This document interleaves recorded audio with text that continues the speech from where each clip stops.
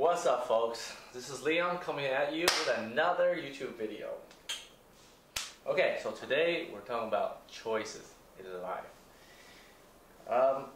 I'll break this down into 4 factors. Okay, I will write it in the comment section or the text section of this video. You can read over it, and I think it's very important because often we get caught up in these small decisions in life, like where to go on dates, what I need to buy for the week. But it's really the big decisions, the big macro decisions that ultimately affects your life quality. Whether you're gonna have an easy life or a hard life, whether you're gonna have to fight for everything that you have, or it comes to you relatively easier. Not everything in life has to be a fight, and choosing the right places to put yourself in often reduce a lot of these frictions in life that cause hardship and emotional angst and all these discomfort, right? Okay, so that's the summary, and let's get to it, to the details. So the first thing I would say to consider is, what stage of life are you in? Are you still at a stage where you're exploring life's possibilities, or are you done exploring? You just roughly know who you are, what you like, where you want to be, and so forth.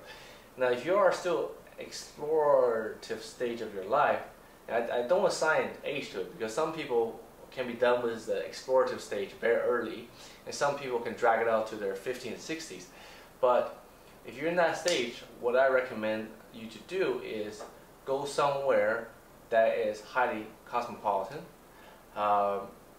Because what happens is that in places like that, this is like that's like the nexus of the world, right? People from all walks of life, from all experience, all regions of the world, they come to there to mingle, to exchange information, to find opportunities, and so forth. So, in a short, if you put yourself in that kind of place, in a short period of time, you'll very quickly gather a lot of information, experience, and figure out who you are. Because each relationship you build, each thing that you learn is a mirror upon which you can reflect who you are. Do I like that? Do I not like that? Do I enjoy that conversation? Does that stimulate my either emotional, intellectual curiosity, or does that kind of close me off, right? These things are really critical in the formative years of your life. The second thing is, what do you want to do, right?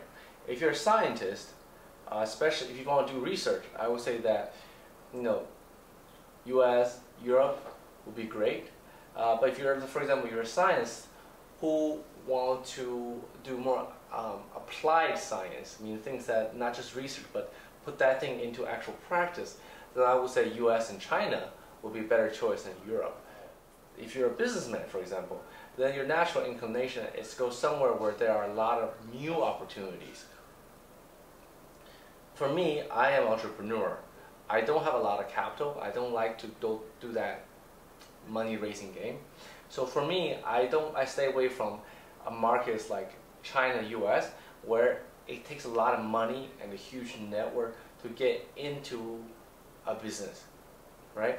It's very hard to make money as a small business in the US or in China, because the cost of entry to business is already so high. So for me, I like to go to what we call a second-tier type of market, like Malaysia or Thailand or Vietnam, or these places where it's fast-growing. You get a lot of new opportunities, but it's not ultra competitive. There's also a third-tier market, such as Latin America and Africa, selected countries in these places, where it's like the wild west, right? And that is not for me, at least now, because it's too high risk. I would go to some place if I had a personality that really loved risk, really loved making millions and nothing. So you kind of have to assess who you are. Risk and reward are always in balance. So if you want to go to risk more, go to a wilder place.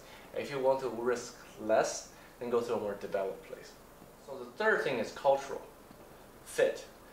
This is very important because this impacts your emotional health.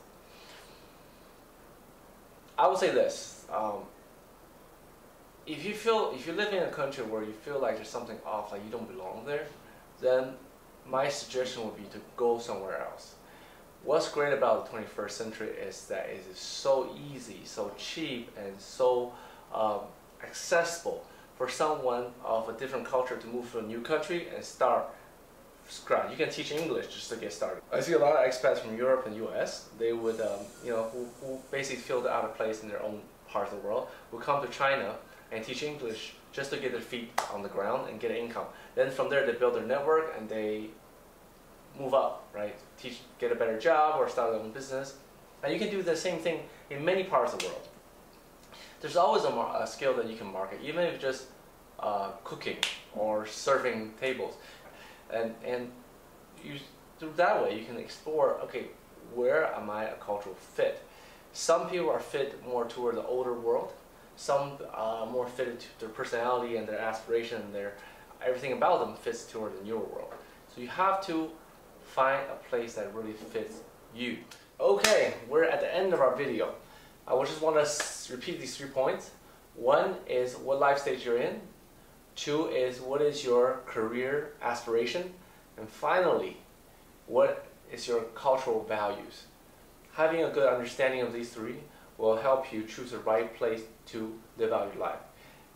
And making that right choice, you'll find that life need not be so hard, need not be so twisted or challenging, and you can still reach the success that you are searching after.